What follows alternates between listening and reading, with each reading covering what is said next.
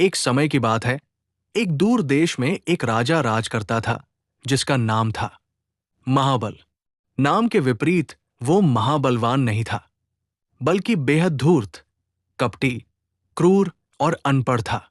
उसे पढ़ने लिखने से सख्त नफरत थी और वो हमेशा ज्ञानियों का अपमान करता था।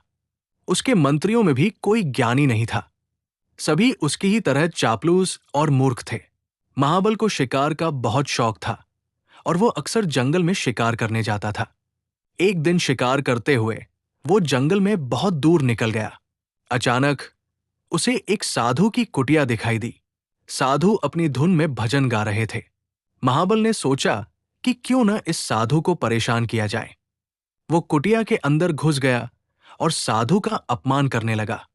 साधु ने शांति से कहा, राजा, तुम्हें अपने कर्मों का फल अवश्य मिलेगा। ज्ञान का अपमान करना और क्रूरता दिखाना तुम्हें विनाश की ओर ले जाएगा।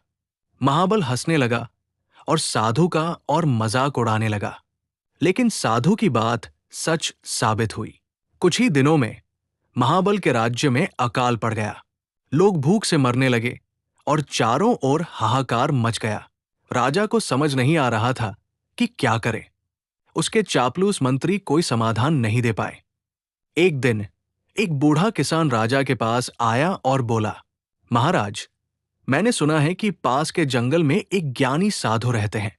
शायद वही हमारी मदद कर सकते हैं। महाबल को साधु की याद आई, जिसका उसने अपमान किया था। उसे अपनी गलती का एहसास हुआ।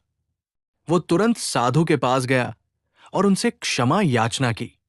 साधु ने उसे माफ कर दिया और उसे ज्ञान का महत्व समझाया।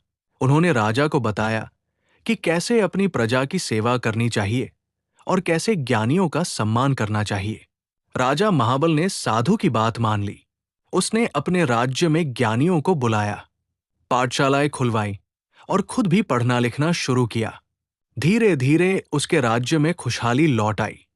महाबल अब एक ज्ञानी और प्रजावत्सल राजा बन गया था। उसने अपनी पुरानी गलतियों से सीखा और एक बेहतर शासक बना।